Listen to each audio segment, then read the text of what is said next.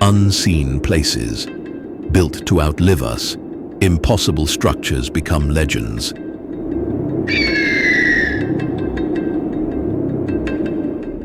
A lighthouse operates without a dock.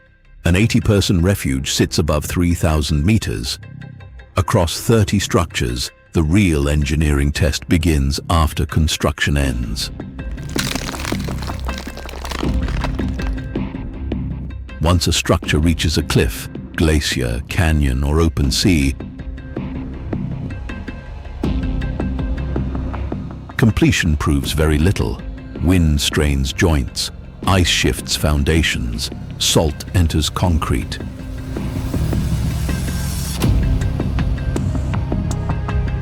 Water loads every weak point. I want to understand the discipline required to keep a human foothold where the margin for error is almost gone.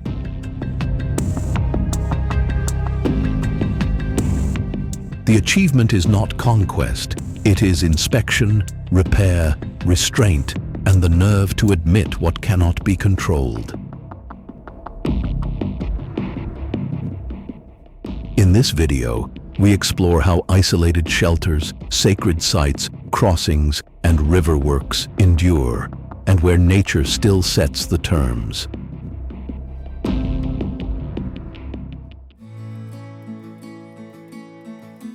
A navigation light rises from a rock too small for a road, a harbor, or even an ordinary workyard. The original began operating in the late 19th century. After it was lost during World War II, the lighthouse returned to the same exposed pillar in 1994. That decision preserved more than a silhouette. It restored a working signal tied to Andros and the shipping routes of the Cyclades. But rebuilding on the harder site also accepted the sea's terms. Workers, masonry, cables, lamps, and every replacement part had to arrive by boat. There is almost no room to land, store material, or stage a repair. Waves decide when a crew can approach, and winter storms can close the rock altogether. Automation removed the resident keeper, not the labor. Inspections continue. Electrical gear needs service, mortar needs repair, and salt must be kept from eating into every exposed surface. Wind changes direction. Spray reaches the tower. Corrosion begins again as soon as one round of maintenance ends. What strikes me is the discipline behind its endurance. Tourlitis remains useful because crews do not confuse access with command. They wait, adapt, and return when conditions allow. From shore, the beam appears constant. On the rock, that constancy is rebuilt boatload by boatload whenever the sea permits.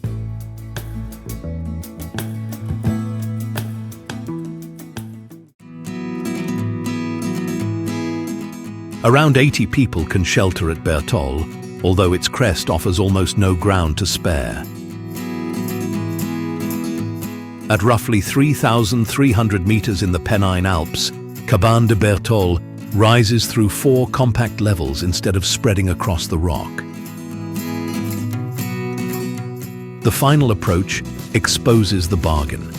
Steel ladders fixed directly to the crest lead to the entrance after long travel over moraine, snow, or glacier terrain. Inside, close-set bunks and shared rooms offer around 80 mountaineers a pause from wind and cold. They do not erase the altitude waiting beyond the walls. Keeping that margin open demands planning far below.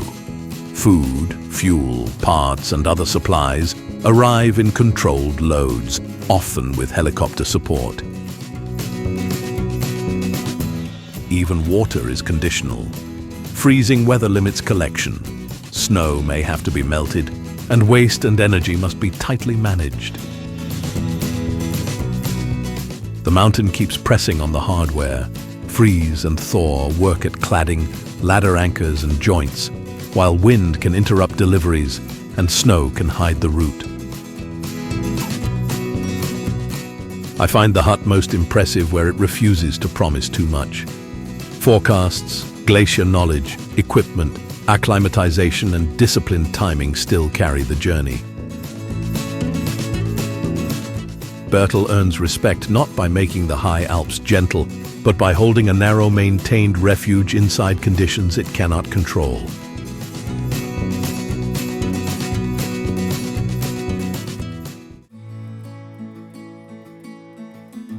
A room for only a few people occupies a cliff where level ground almost disappears. At nearly 2,800 meters on Monte Cristallo, Bivacco Buffa di Perero fits beneath a rock overhang on a shallow ledge. Italian soldiers established the position during World War I, when the high Dolomites also served as observation ground and precarious supply routes. Masonry and timber were fitted into the narrow recess. The result is not comfort, but the smallest useful margin: walls, a roof, and temporary cover. There is no dependable food, heating, reservation, or organized emergency support. The shelter gives the cliff one protected pocket and promises nothing beyond it. Reaching it commonly means committing to the long, exposed Ivano di Bona via ferrata, with cables, ladders, loose rock, and lingering snow. Cloud, wind, and summer storms can alter the route before safer terrain is reached. On technical sections, turning back may take considerable time. Maintenance faces the same narrow gate. Tools and materials must cross difficult ground or arrive by helicopter, and every repair must fit the ledge. I see its courage in that restraint. Buffa di Perero does not claim the mountain. It preserves one small place of shelter, where the cliff allows almost none.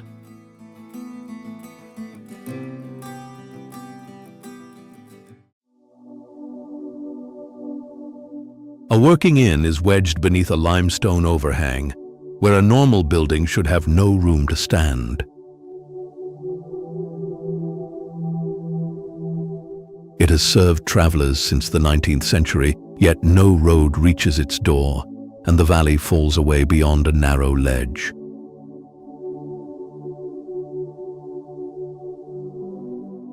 Most visitors now ride the Ebenalp cable car, descend through the wild Kirchley caves, then walk a mountain trail for about 20 minutes. The easy first stage hides the harder truth. Access remains narrow, exposed, and conditional.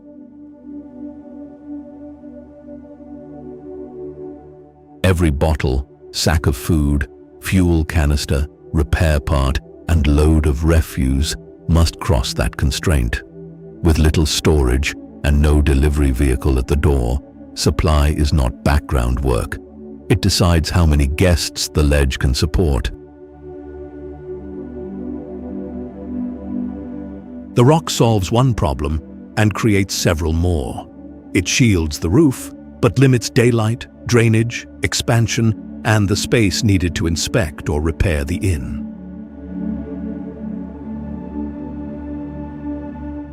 Winter settles the argument.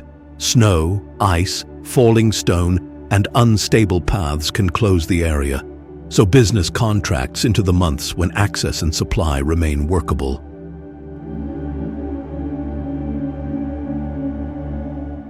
The nearby caves preserve histories of prehistoric occupation, pilgrimage, and hermit life.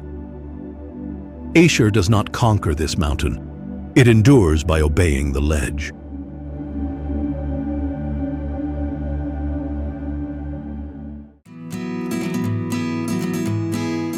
Nearly 3,000 meters above sea level, a refuge operates where roads, utility lines, and permanent water supply all stop.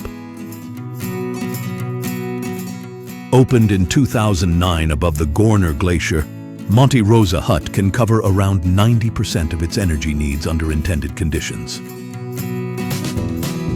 That performance begins with restraint, not abundance. Its faceted aluminum shell cuts heat loss, while photovoltaic panels, insulation, careful ventilation, and strict energy use squeeze more work from limited sunlight. Water demands the same discipline. Snow and meltwater are collected and stored. Wastewater is treated on site, rather than passed untreated toward glaciers and mountain streams. Even the building itself had to arrive in pieces. Components were designed below, carried mainly by helicopter, and assembled during a short Alpine construction season. Self-reliance here is never complete. Climbers still cross moraine and glacial terrain, where retreating ice, crevasses, and unstable debris can shift established routes. Supplies and replacement parts still come from the valley. Sunlight changes, occupancy rises, water reserves fall, weather closes in. The hut must keep accounting for every liter, watt, load, and season, because one weak reserve can press against all the others. Its achievement is staying useful without pretending the mountain has yielded.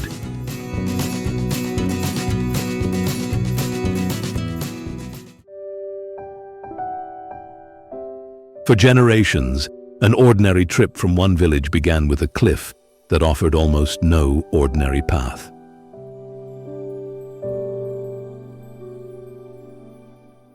Atelier stands high above a deep valley in Sichuan, and residents once relied on fragile ladders to reach schools, markets, medical care, and roads below.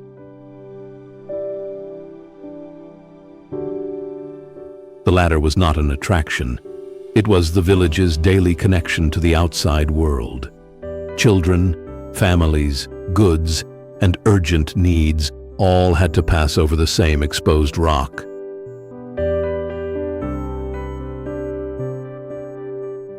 A steel stairway with thousands of steps later replaced the most hazardous section of the route. That change reduced immediate risk, but it did not move the village closer to the valley floor. Every journey still charges a physical price: height, fatigue, weather, and the weight of whatever must be carried. Steel gives the foot a firmer place. It cannot flatten the cliff.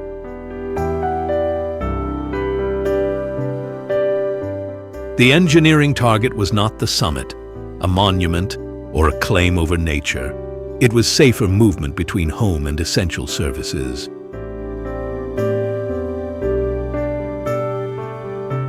I find the strongest form of persistence here in that practical aim. Community will become durable only when people can move food, medicine, work, and education across the terrain with less exposure.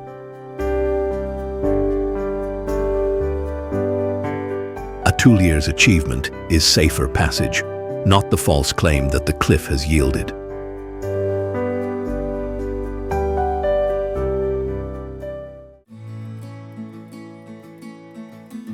A fortress with almost no fortress left still controls every step toward its summit.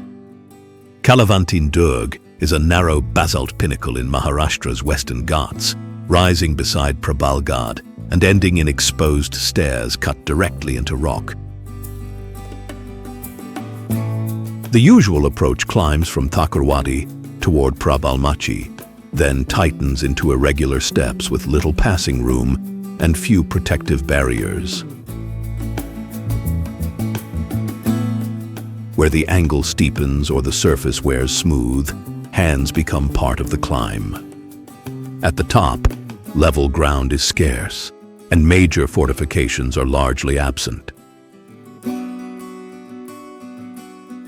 That absence sharpens the point. The pinnacle mattered because it commanded the surrounding ground.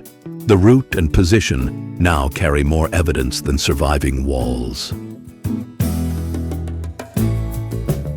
Monsoon rain covers the hills in green and feeds nearby waterfalls, but it also slicks the basalt, loosens soil, cuts visibility, and brings thunderstorms. Dry weather restores traction, not comfort. Heat, dust, dehydration, and scarce shade replace the rain, proving that the mountain changes the terms without removing the pressure. Crowds add another load. When movement stalls on the narrow staircase, opposing groups cannot pass cleanly, and one person's rushed step can disrupt everyone behind.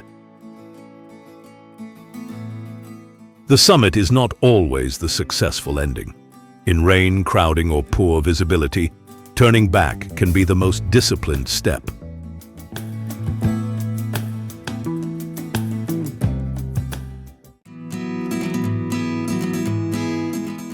For thousands of years, people have climbed Huashan, yet the mountain has never become easy ground. 5 principal granite peaks rise above Huashan, split by walls, ravines, and narrow ridges. South Peak reaches nearly 2,200 meters. Pilgrims, porters, and builders had to make routes where granite offered almost none. They cut steps, fixed chains, and fitted temples into scarce ledges. Taoist tradition gave the climb spiritual weight, but pilgrimage did not reduce its physical demands.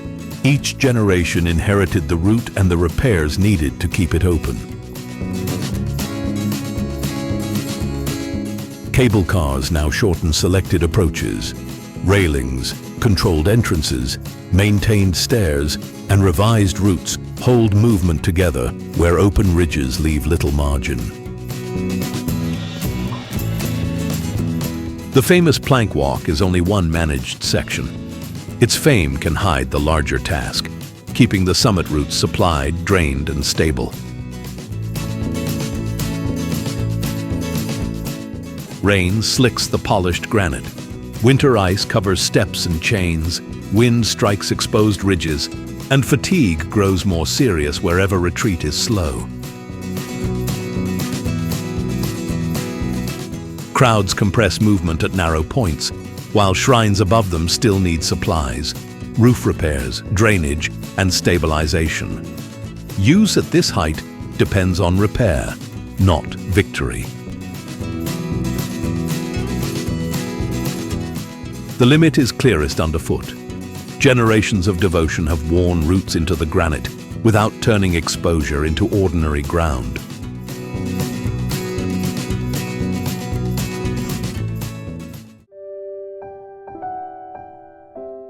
A major monastery occupies cliff ledges where even a road has never reached. Taktsang stands about 3,100 meters above sea level and roughly 900 meters above Bhutan's Paro Valley. Tradition links the tiger's nest to Guru Padmasambhava, said to have reached the cliff on a tigress and meditated in a cave. The monastery complex grew around that sacred geography in the 17th century. Builders did not level a broad platform. They joined temples, courtyards, stairs, and passages to separate ledges, accepting the rock as the boundary of every room and route. Arrival still requires a large gain in elevation on foot or horseback, followed by steeper stairs and bridges. Timber, food, lamps, water, and repair materials must follow the same restricted approach. A major fire in 1998 exposed what isolation costs. Reconstruction had to move material through steep terrain while preserving the complex's religious form and purpose. Heavy rain, snow, erosion, falling rock, drainage, and forest fire still press on timber buildings and paths.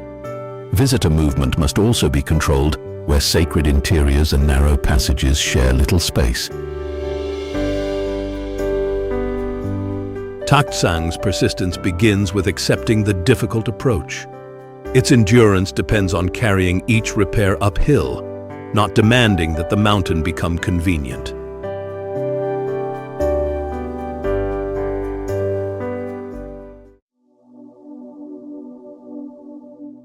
Monasteries rise more than 300 meters above the ground, yet every roof depends on rock that rain, wind, and temperature still wear down. Across Meteora, isolated conglomerate pillars turn the Thessalian plain into a field of narrow summits with almost no room to build.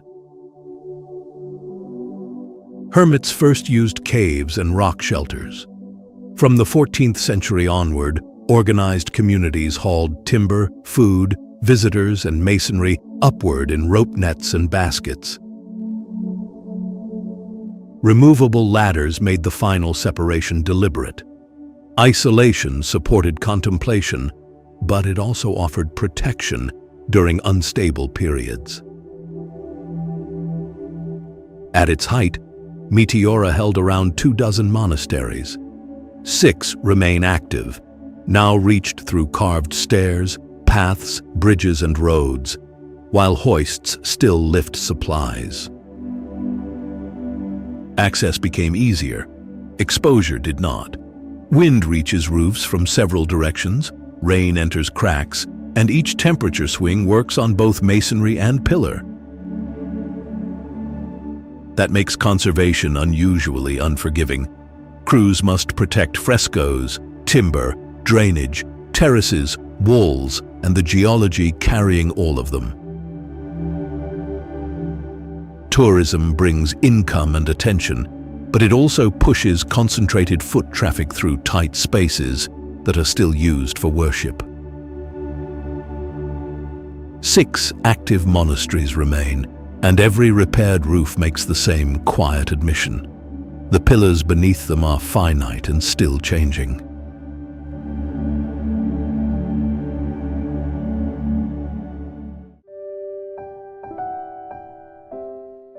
A timber temple traced back about 15 centuries occupies a strip of cliff where neither the gorge floor nor open air offered secure ground.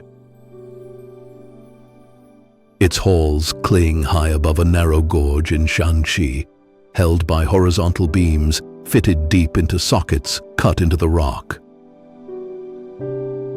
Tradition places its origin in the late 5th century, but the surviving halls reflect repeated repair and reconstruction under later dynasties. The engineering is concentrated, not massive.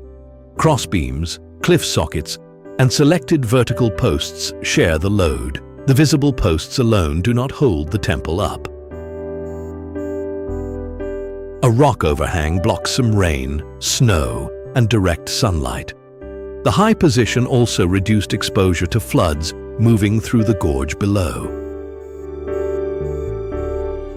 Every advantage imposes another limit.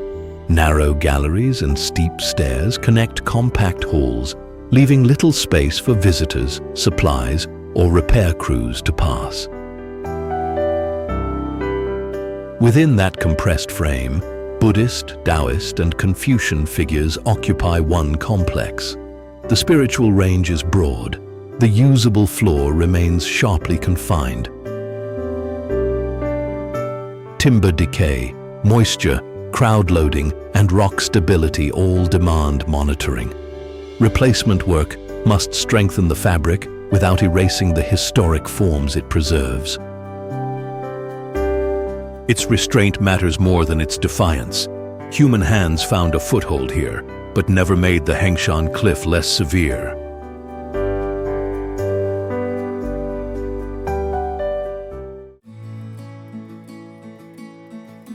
More than 7,000 Buddhist figures occupy a cliff whose sandstone is too soft and coarse for many to be carved from it directly. Mount Huashan holds 194 caves above forested valleys near Tianshui, with work beginning around the late 4th or early 5th century. Successive dynasties expanded the caves and their art. The achievement depended on adapting to weak material, not forcing the mountain.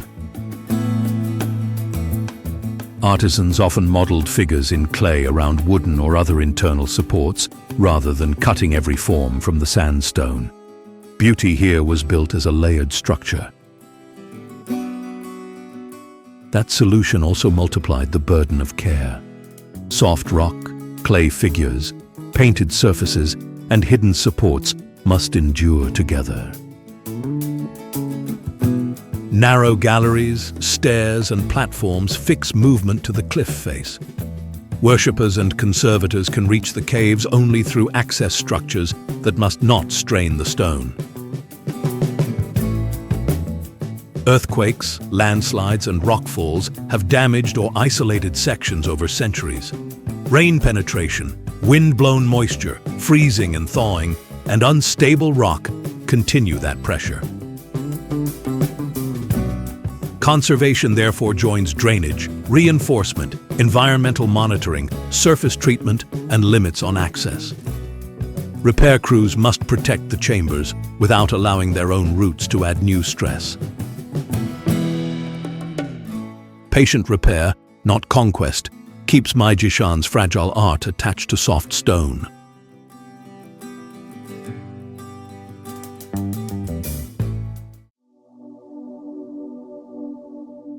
Power reached Sigiriya's summit, but occupation depended on stopping rain from running back down. Sigiriya rises roughly 180 meters above Sri Lanka's central plain, and in the 5th century, King Kashyapa I turned this resistant rock into a fortified royal center. Power began far below the summit.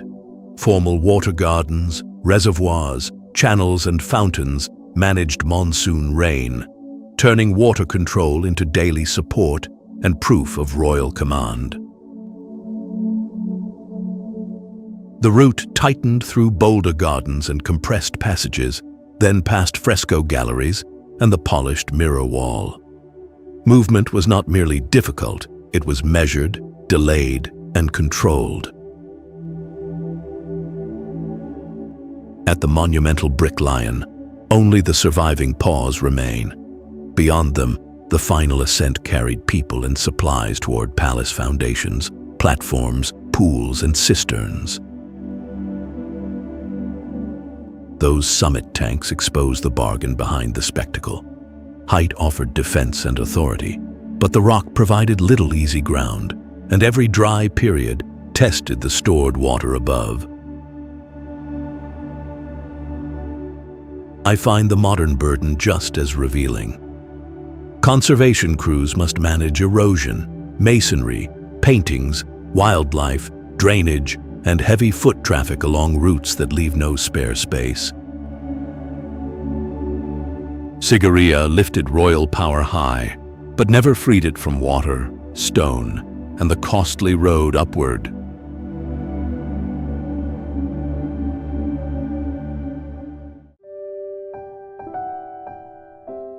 A castle that seals a cave mouth also invites the cave into every room.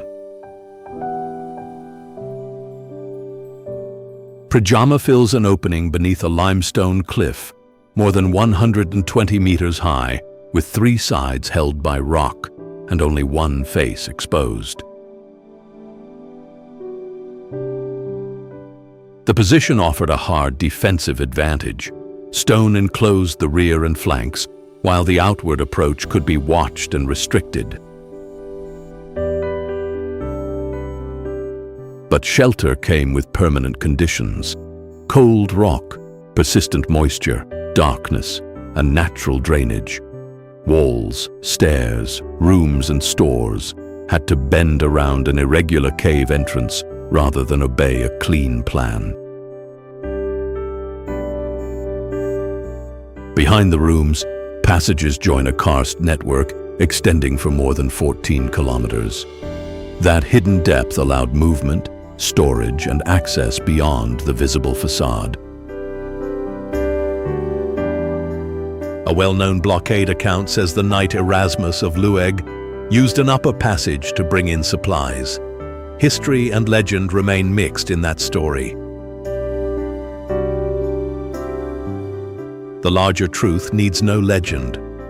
Water still moves through the limestone, humidity shifts with the seasons, bats occupy parts of the underground space, and loose stone or decaying timber can threaten built areas. Prajama's defense was conditional. The cave could protect the castle, but damp air, moving water, and confined ground still governed life inside.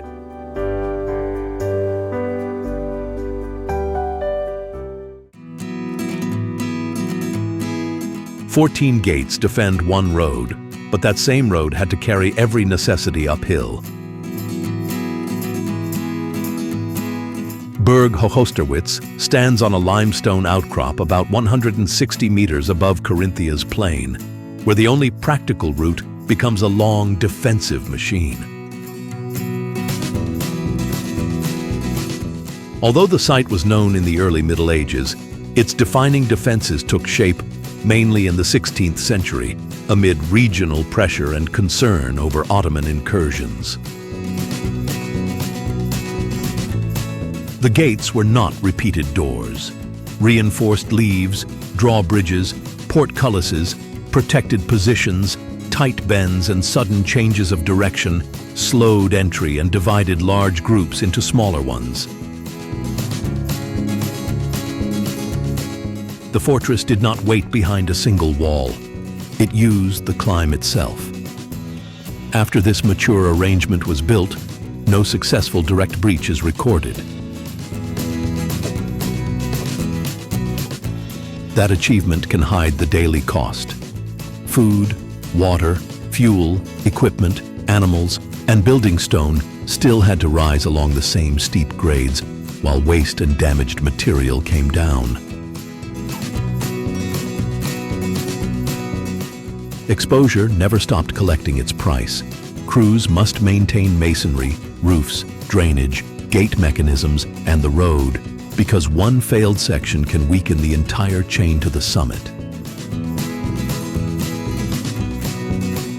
I keep returning to the plain below because it supplied every hour of strength above. Hochosterwitz proves terrain can guard a fortress only by demanding labor for every load, every repair, and every ascent.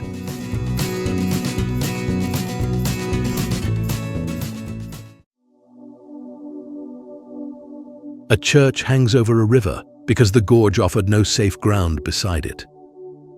Nearly 2,900 meters above sea level, Las Lajas rests on a bridge joining two steep canyon walls.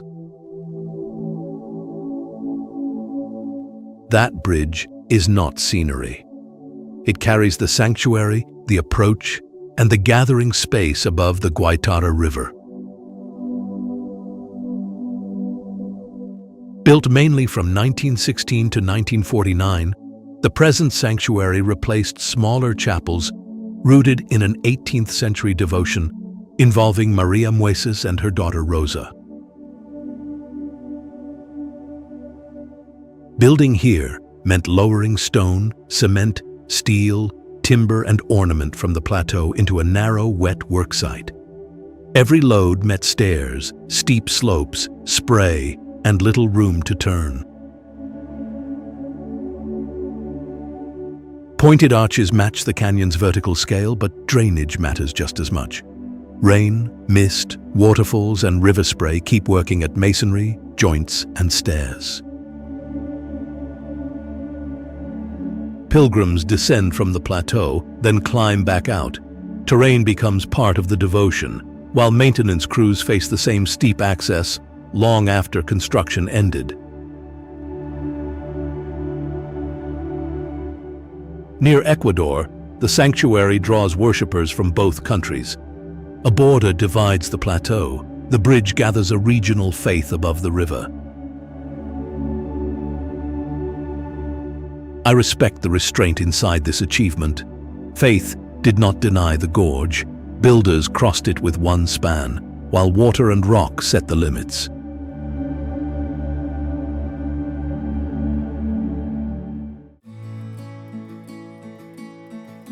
Here, Disciplined persistence begins by admitting failure.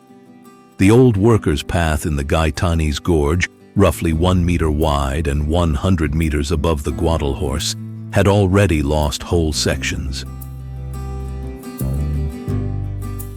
It began as industrial access, not a recreational test. Early 20th century workers used it to reach hydroelectric works, water channels, and construction sites where the gorge offered almost no level ground. Exposure then weakened the concrete reinforcement and supports.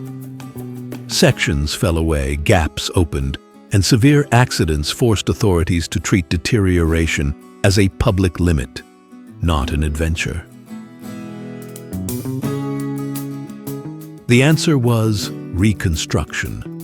A timber and steel walkway reopened in 2015, directly above much of the original, leaving the old damage visible as evidence. Helmets, controlled admission, one-way movement, staff supervision, and weather closures now govern access. Those rules remove avoidable failure points without pretending the gorge has become gentle. Crews inspect anchors, decking, drainage, and exposure to falling rock. Heat shifts materials, wind loads the walkway, and every repair is constrained by the cliff. I respect the rebuilt path more than the legend of the broken one. El Caminito del Rey corrected danger instead of marketing neglect as courage.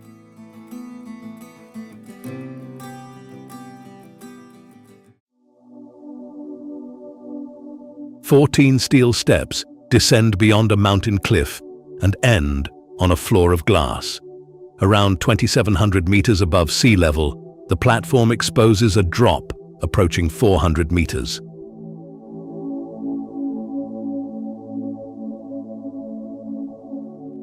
The stairway to nothingness is short, but its structural task is severe.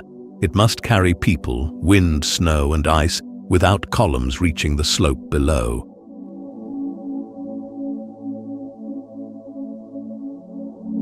Steel framing and rock anchors carry those loads into the Dachstein itself.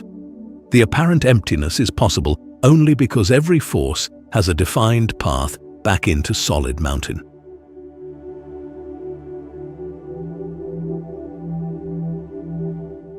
Reaching the steps also depends on the suspension bridge and the wider cable car operation. When mountain services stop, this isolated platform stops with them.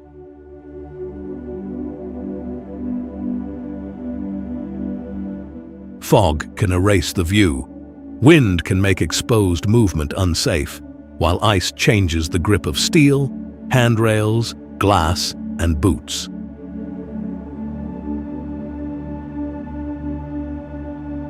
That is why staff inspect anchors, welds, joints, glazing, drainage, and non-slip surfaces. Snow removal and temporary closure are not interruptions to the attraction. They are what keep it credible.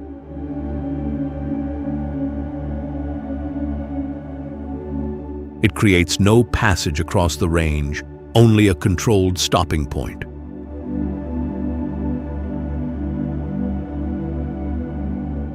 The clearest proof of its safety is the day fog, wind, or ice keeps it closed.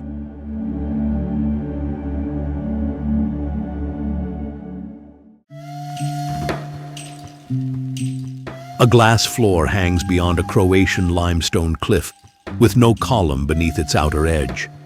At roughly 1,200 meters above sea level, the horseshoe platform reaches about 11 meters beyond Ravnavlashka.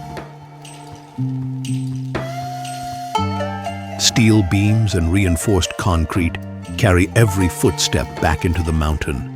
The glass reveals the drop toward the Adriatic, but transparent railings keep that encounter inside a hard boundary. That distinction matters in Biokovo. Fractured limestone, sinkholes, thin soil, and fast weather changes leave little room for careless loading or improvised access. Strong Bora winds sweep the ridge.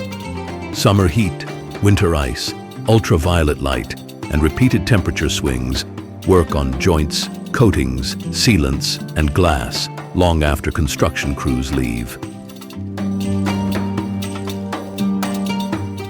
The road adds another limit before the platform begins. It is narrow, so vehicle numbers, parking, timed entry, and emergency access must be controlled across a protected landscape. Opened in 2020, the Skywalk gathers visitors at one managed point, instead of pushing movement across an exposed cliff. That is engineering serving both access and restraint. Inspection, drainage, crowd limits, and wind thresholds decide when the platform opens. The view runs toward the Adriatic. Permission ends wherever weather, crowd load, or inspection says it must.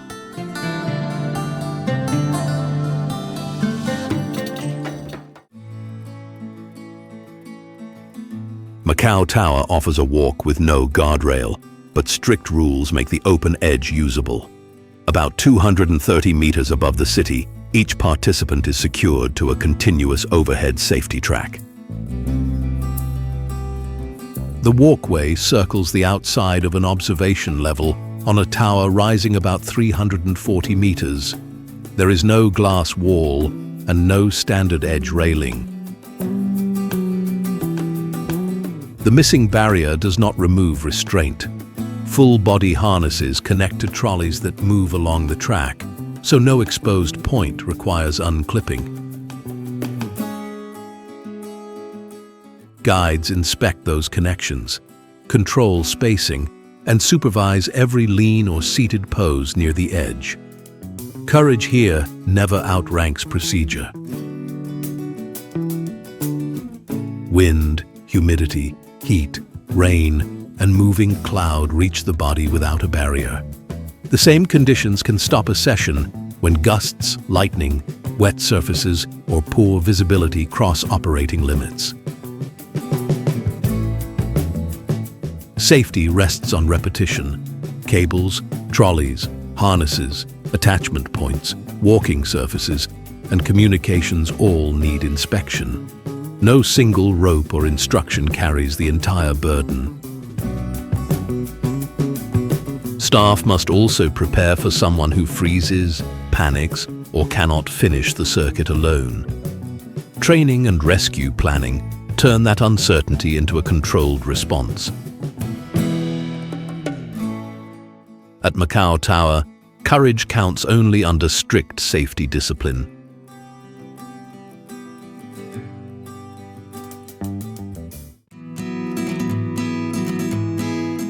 A bridge hangs from living trees, and those trees keep changing while they carry it. Across Kakum National Park, 7 suspension spans run about 350 meters, roughly 40 meters above the forest floor. No concrete piers force a rigid line through the canopy. Steel cables, wooden planks, netting, and platforms create a route that yields to footsteps and wind.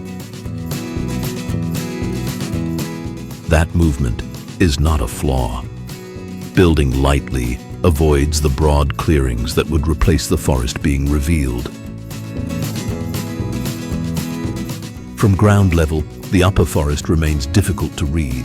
The walkway exposes interlocking crowns, epiphytes, birds, insects, and the open spaces around the tallest trees, while keeping visitors on one defined path. But using living anchors creates a harder maintenance bargain. Tropical humidity accelerates timber decay and metal corrosion. Storms strain branches, and tree growth shifts the points where structure meets bark. Staff inspect the built route and its living supports, cables and decking, then the health of each tree carrying them. Worn parts need replacement without needlessly damaging those living anchors. Spacing matters too. Every footstep travels along a narrow span, so visitor numbers and spacing become part of keeping the load within limits.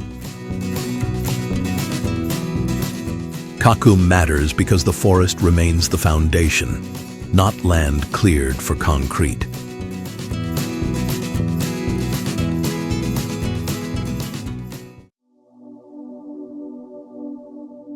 A path barely wider than a pair of shoulders hangs across a ravine that already disabled an earlier bridge. The Charles Kuonen span runs nearly 500 meters on a steel grating deck only 65 centimeters wide, roughly 85 meters above the ground. It restores the broken Europaweg route between Graken and Zermatt, across unstable terrain. The bridge repairs continuity, not the mountain. Rockfall damaged the previous crossing. Engineers placed its replacement higher, reducing exposure to debris moving through the Grabengufer ravine while accepting a longer span. Main cables pull the load into large end anchors. Stabilizing cables and dampers restrain lateral sway and bounce when wind presses or footsteps fall together. The open grating cuts wind pressure and sheds rain or snow. It also leaves the drop visible beneath every step. Crews assembled it in about 10 weeks, within a short Alpine season and beyond easy road access. That speed required disciplined staging, not haste. Spacing, weather, closures and inspections of cables, anchors, dampers, panels and slopes matter as much as raw capacity. The bridge supplies continuity. Each crossing still requires caution, one exposed step at a time.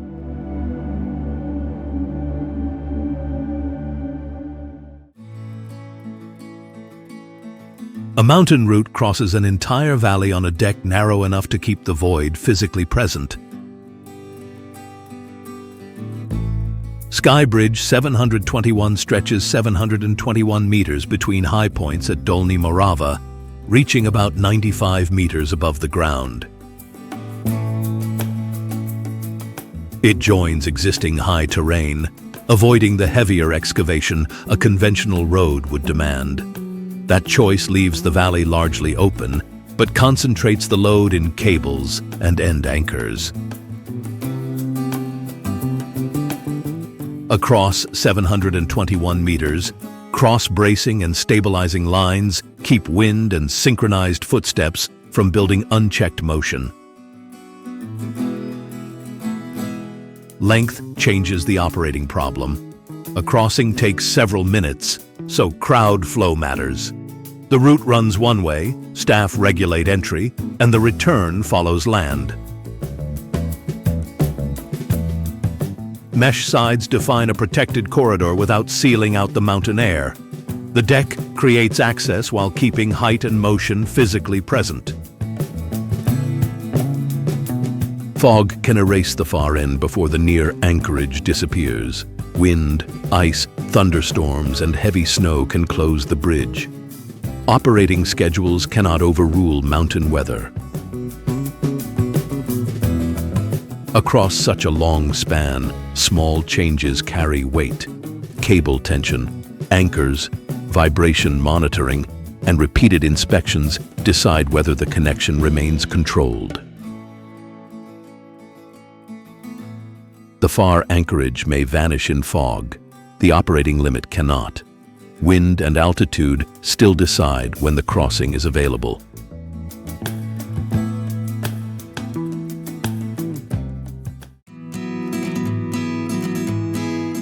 A road above an almost unreachable river has already been completed, broken, and built again.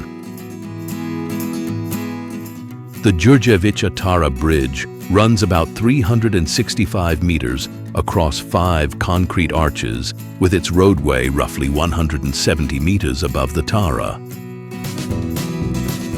Its largest arch spans about 120 meters. Building it in 1940 demanded exact concrete work and difficult material handling above a canyon floor with little room. 5 arches drive the road's load into the canyon sides. The design does not fill the chasm. It finds limited ground strong enough to carry traffic. In 1942, resistance forces removed one section to obstruct occupying troops. Engineer Lazar Jalkovich, who had helped build the bridge, helped plan the controlled interruption. After the war, the arch was rebuilt and the regional route reopened. Persistence meant restoring a useful connection after strategy had broken it. Daily vehicles still cross above the protected Tara landscape. Traffic vibration, drainage, freeze and thaw, and aging concrete now shape every inspection.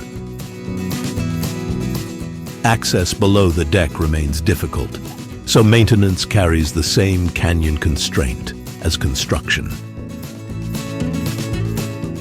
Its history is not one triumph, but a cycle.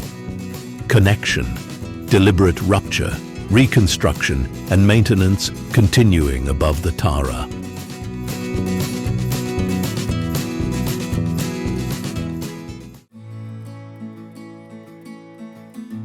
A railway crosses this Montenegrin valley on a narrow deck nearly 200 meters above the ground. The Millau Viaduct runs for almost 500 meters, held by 5 concrete piers, the tallest rising more than 130 meters. Completed in 1973, it avoided a hard railway choice: long detours, more tunnels, or gradients too steep for dependable trains. Yet height did not end the struggle. It moved that struggle into bearings, joints, rails, drainage, concrete, and steel. Each train drives concentrated axle loads into the deck. Braking pulls, vibration repeats, wind presses sideways, and temperature shifts lengthen or shorten the exposed span. On a railway, tiny movements matter. Track alignment must remain tight enough to control wheel and rail at speed.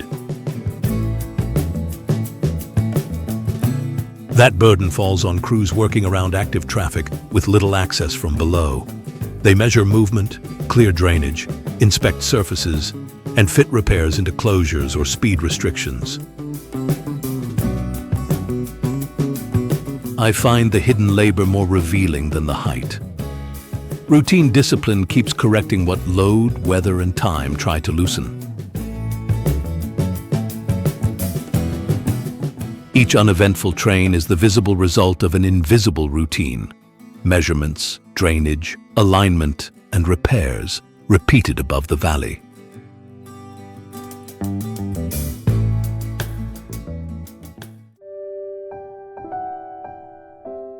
A motorway hangs above the Tarn Valley on 7 piers, yet fog can erase every visible support.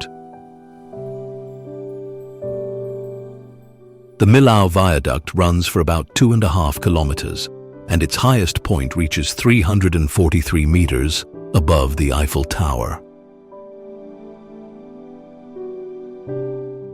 Opened in 2004, it carried the A75 motorway over the valley, avoiding steep approaches and chronic traffic bottlenecks through Millau. The deck was not assembled from the valley floor. Steel sections were built on the plateaus, then pushed outward on temporary supports by hydraulic equipment until both sides met. That choice reduced work in the gorge, but demanded exact alignment across a vast gap. A small error would grow before the final connection. Its lightness is controlled. Deep foundations grip below ground. Tall concrete piers carry the deck. Cables, bearings, and joints manage load and movement. Wind remains the active test. Crosswinds strike bridge and vehicles, so weather stations and operating controls support restrictions when conditions tighten. The clean line also depends on drainage, pavement, corrosion protection, inspection, and scheduled replacement. These routines stop water and wear from setting the terms.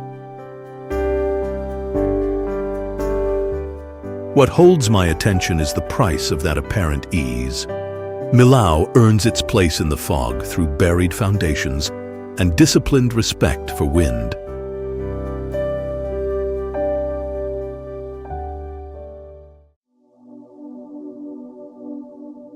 A canyon crossing becomes more demanding when the floor is designed to disappear. The Zhangjiajie Glass Bridge stretches about 430 meters across a Hunan gorge, its 6-meter deck suspended roughly 300 meters above the valley. Transparent laminated panels expose that depth, but glass is only the visible surface. Steel framing, cables, deck stiffness, drainage, and edge protection carry the larger burden. The harder load can be human. When the bridge opened in 2016, demand exceeded early expectations, and operations paused while visitor facilities and management were adjusted. The pause followed crowd pressure, not a reported structural failure. Timed admission and capacity limits became part of the engineering because dense groups alter movement and route clearance time. The transparent floor also creates relentless maintenance. Crews must clean and inspect panels for impact damage, separation between layers, scratches, failed seals, and reduced grip when wet. Wind, fog, storms, and temperature shifts can narrow the operating margin. Responsible control sometimes means delaying access rather than defending the schedule. Its spectacle depends on the least spectacular decision, reducing admissions or closing the deck when crowds or weather erode the margin.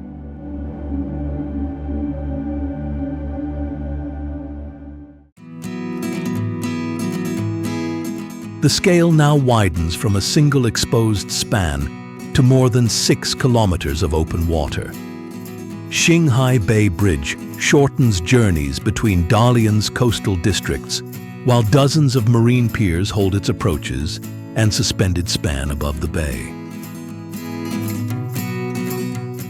Crews drove piles through seawater and seabed material, then shaped the crossing around navigation, waves, wind, and changing water levels.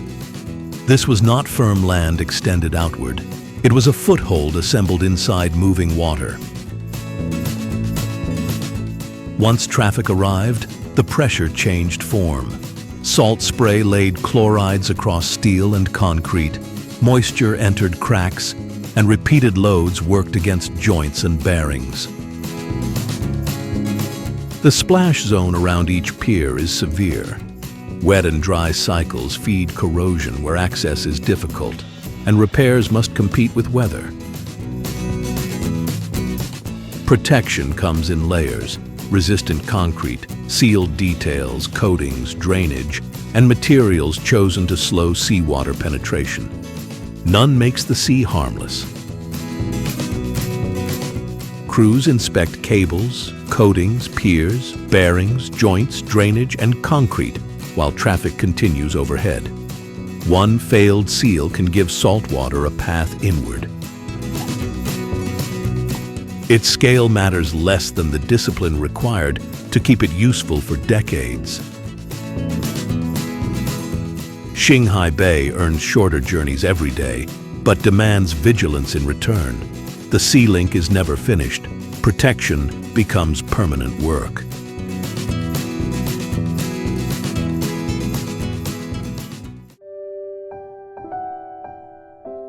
A 55-kilometer road crosses a crowded estuary by disappearing beneath it. The Hong Kong-Zhuhai-Macau link joins 3 urban and administrative systems through bridges, artificial islands, approach roads, and an immersed tunnel nearly 7 kilometers long. A continuous high bridge would have obstructed major shipping channels and conflicted with aviation limits. So the route drops from bridge level into the seabed, then rises again. Its tunnel sections were built elsewhere, floated into position, lowered into a prepared trench, joined, and protected against water pressure and ship-related risk.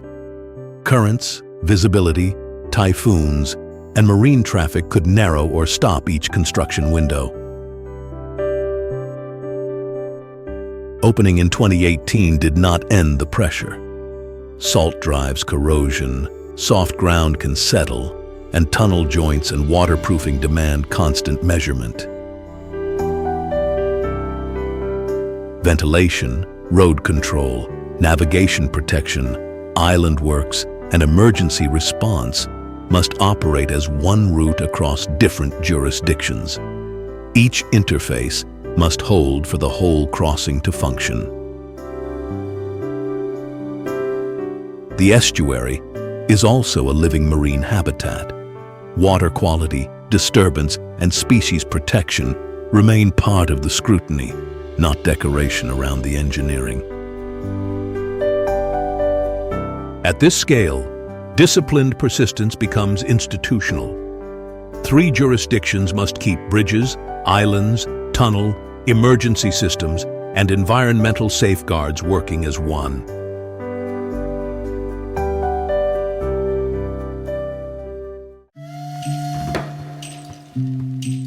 At the largest scale in this journey, concrete alone is not enough.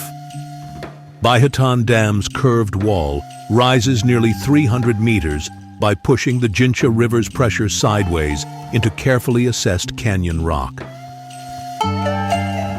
That makes the cliffs part of the structure.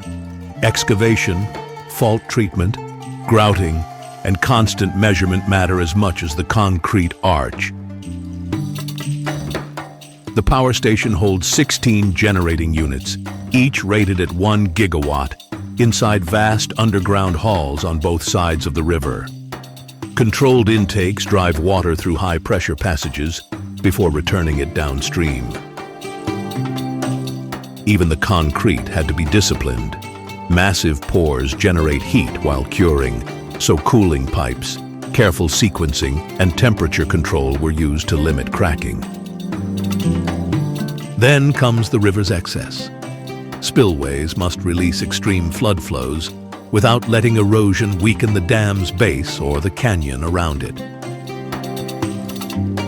Completion only changed the work. Crews now watch turbines, sediment, reservoir levels, seismic signals, the arch, and the rock abutments that carry its pressure. The reservoir also required settlement relocation and changed upstream land, transport, and river conditions. Electricity at this scale carries human and ecological costs far beyond the powerhouse. Baihetan proves resolve, not permanent command. The Jincha's pressure and canyon walls must be measured and respected without pause.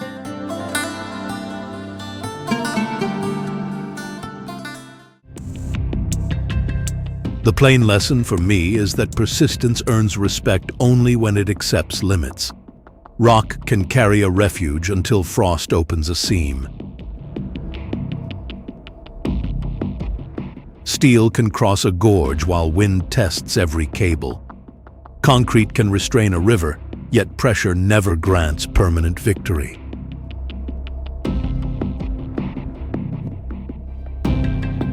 Endurance comes from inspection, restricted loads, skilled crews, and the discipline to close a route when conditions turn.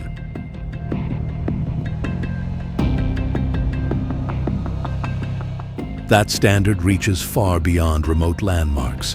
Hotter air, heavier rain, retreating ice, and rising seas will expose old assumptions across every nation.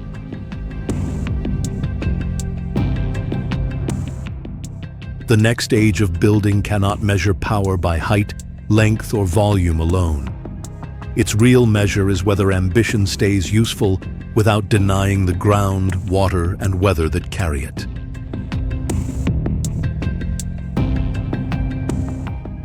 Human persistence is formidable. Nature still sets the final boundary.